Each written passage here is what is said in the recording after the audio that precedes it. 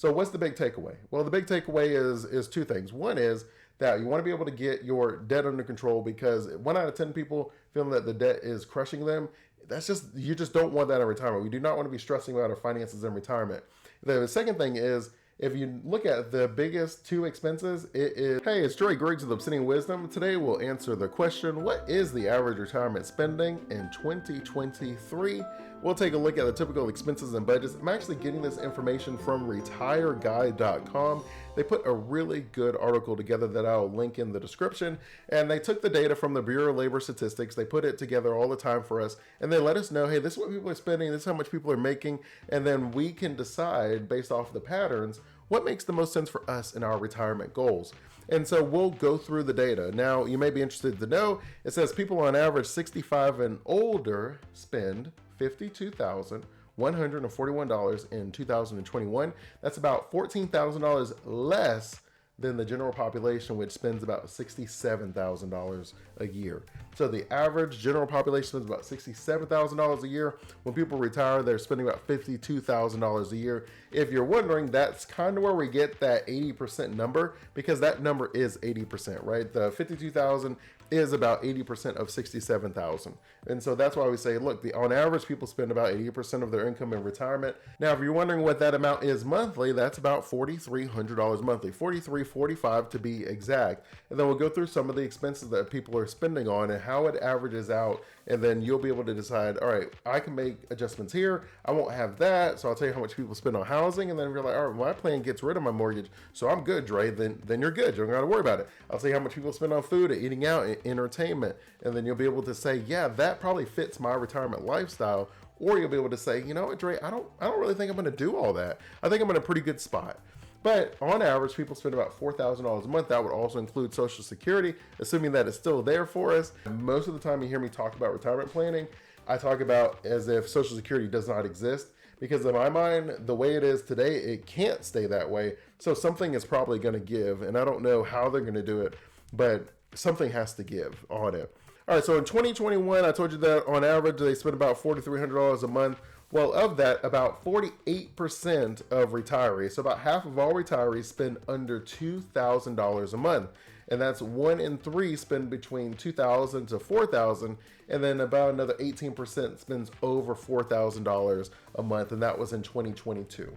So you can see that half of all retirees are spending $2,000 or less a month. Now for us, that's not very surprising, because we talk about the percentage of people who are retiring broke, so they're probably living on just Social Security.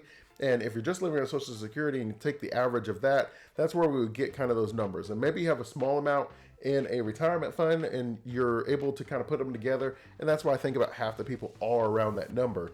And we'll do another video as well on just going into Social Security in a little bit of detail, as I mentioned to you guys, but also keeping in mind that most of the time we're planning, we're not considering Social Security, but I will give you the numbers. I'll show you how to go and check it to see how much you're supposed to get and when it would start and how that amount changes, right? I do know about it, but I just find it safer to control what we can control. So if we work as if Social Security won't be here, then if it's there, it's icing, where you're like, oh yeah, Dre, I'm living in a mansion, life is great. Or you'll be like, hey, Dre, it's not there. I'm really glad that you were like, hey, let's put a plan together where we don't have to worry about it. And so either way, I think we'll be pretty good. All right, and then when it comes to the percentages of that money that people are spending, about 25% of their monthly income goes towards food in 2022. And it says food costs were reported as the fastest growing expense for seniors by 44% of them. So basically, if you took the survey and you said, hey, people who retire, what is your number one or your fastest growing expense? 44% of them said, it's my food. Food's really expensive. Now, you and I would also agree with that. We know that inflation has been kicking our butts and food has gone up, and food is very expensive, and the cost is only still going up. Even though it's going up at a slower rate, it's still going up. And if you're on a fixed retirement income, then that's really hard for you to be able to make the adjustments. So the average retirement income is about $55,000 a year. The average retirement expenses is $52,000 a year, which leaves them about $3,000 of wiggle room where they can make adjustments. Whether something comes up where you have some healthcare issues, or whether you want to take a trip and someone invited you and you're like, all right, I'm going to go on the trip. I have the money for it. However, whatever you do with that $3,000, that's what you have left on average when it comes to people 65 and over. So if you had to guess what the number one expense for retirees is, you'd probably guess their housing. And you'd be right. Even though there's a decent number of people who do not even have a mortgage, just the upkeep of the house. Sometimes you feel like your house is a little outdated. You're sitting in it all the time, so you do a lot of projects and do it yourself in the house, and you fix this and you move that and you adjust this, or the AC goes out, or just something happens. Or you have the mortgage where the housing expenses are pretty large in retirement, where they're spending a little under $20,000. I believe it's like $18,872 every single year on their housing expenses, which comes to about 30% of their income. The next one is your healthcare. So we spend about 10%, around 8% of the budget goes towards healthcare. And that's about $7,000 a year. We have this thing where it's called like a smile, and the idea is you spend a lot of money at the beginning of your retirement because you have all the trips and all the amazing things that you want to do. And then as you get a bit older, you kind of spend a little bit less because you're kind of like, all right, I've been there, I've done that. I got 2 t-shirts, right? Like I'm kind of good. So you end up spending a little less. And so the smile kind of curves down. But then by the end, we have a lot more healthcare expenses and costs associated with it. And the numbers say that when we're 65 and older, about 70% of us is going to have a long-term care situation arise. And for long-term care, it normally means that you can't do one of the vital functions of taking care of yourself, whether it's walking, cleaning yourself, and just different things, feeding yourself. And so that averages about 3 years is what it is on average. And it's about an average of $50,000 a year. So in your retirement, you'll want to have something allocated towards about $150,000 towards long-term care. Whether you have a home health aide where someone comes to your house, helps you out, whether your thought is, well, my kids is going to take care of me, but you'll be surprised at how draining it is on them, whether your spouse or your children, where they're helping you a lot. And I would say, even if you didn't put the $150,000 away, but you said, you know what, maybe we could put like $10,000 away just so that I can give 1 day a week off to my family member because it drains them. I would say that that's definitely worth it, because you really can't estimate how hard it is to take care of someone that you care, that you love, that you respect, that you have all these wonderful memories with as they're fading. And so it's definitely something that helps everybody, where you get a higher quality care, which may help you, and then it also helps them to recharge their batteries because it's very draining. Next, we have transportation. So people spend about 12% of their budget on transportation. That's about another $7,100 a year. So it's about the same as the healthcare expenses that we had. So when you break down the numbers, on average, people are spending that money on a new vehicle purchase. So that's about $2,800 a year that most people are spending on a new vehicle purchase. You have other vehicle expenses with repairs and new tires and different things like that. People spend about another $2,800 or so on maintenance. And then some do public transportation, which is about $300 a year that we're spending on that. And so for most retirees, transportation is not something that they struggle with. The majority of people say, look, if I can't drive, then I won't drive. If the expense is too much for a new vehicle, I'll keep my old vehicle. So most people don't feel the pressure when it comes to transportation. So that one, most people are good with. So next on our list, we have the cost of food. So how much they want to spend on food. Majority of people are spending for food at home in retirement. That's about 70%.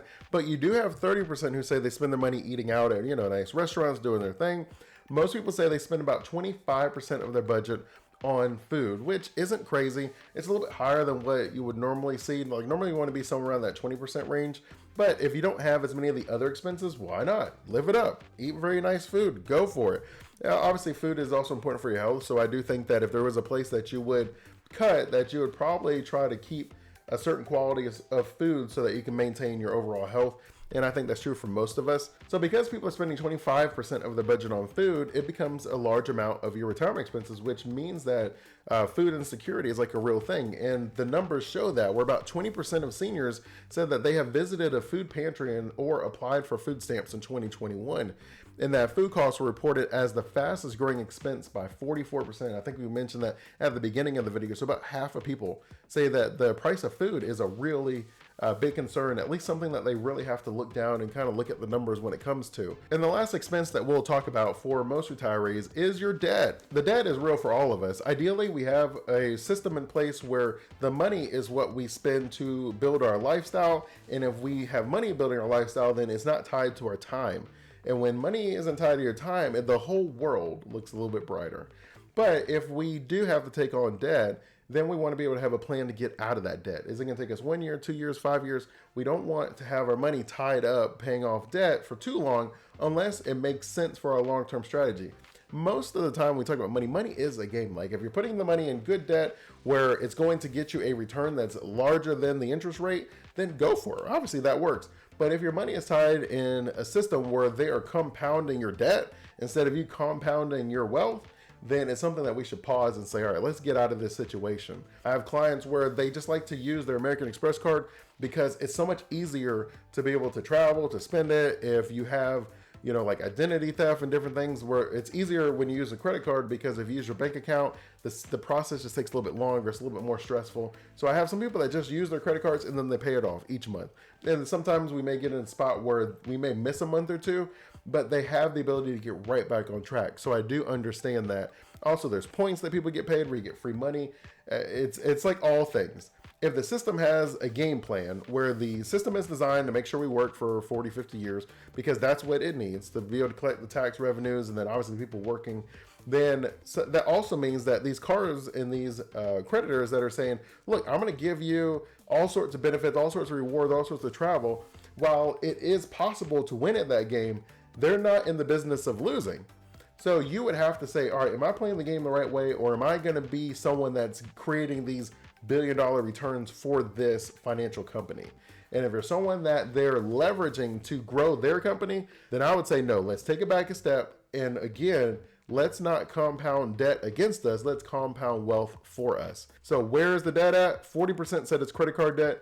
30% said it's a mortgage, 23% said it's a car loan, 11% said it's medical, 7% said it's a home equity line, and 4% said it's student loan debt. I'm pretty excited by the 4% student loan debt because I feel like that number won't be that low going forward as the cost of college keeps going up. But if you put a plan in place, and obviously if you don't start your family too early, because that's what I did. Our student loans, it took us a little bit longer to get control of them because we had started a family first. So the money was being tied up. We were putting money for a house and the cars and all this other stuff. And it was like, oh yeah, the student loans, we sort of forgot about that. But if we would have been able to focus on the student loans early on, it would have been a much different situation. But it is what it always is, and that's all it ever is. But you can see that the majority, right, 40% is credit card debt. Credit card debt is pretty hard to pay off if you're just going to do the minimum payment. All right, so we'll close it off with other retirement expenses. So there's good information. Again, I'll put a link to it. It's retireguide.com. They spend about $3,000 on entertainment. They spend about 8% of their monthly spending goes towards entertainment expenses, which is kind of high. The only thing I would caution you is if you're using debt to pay for the entertainment, then we got to reevaluate things. But if you have the money for the entertainment, then go for it, right? That's the whole reason we put the budget together. That's the whole reason we did the investments, for you to be able to live your best life. So I would definitely say go for it.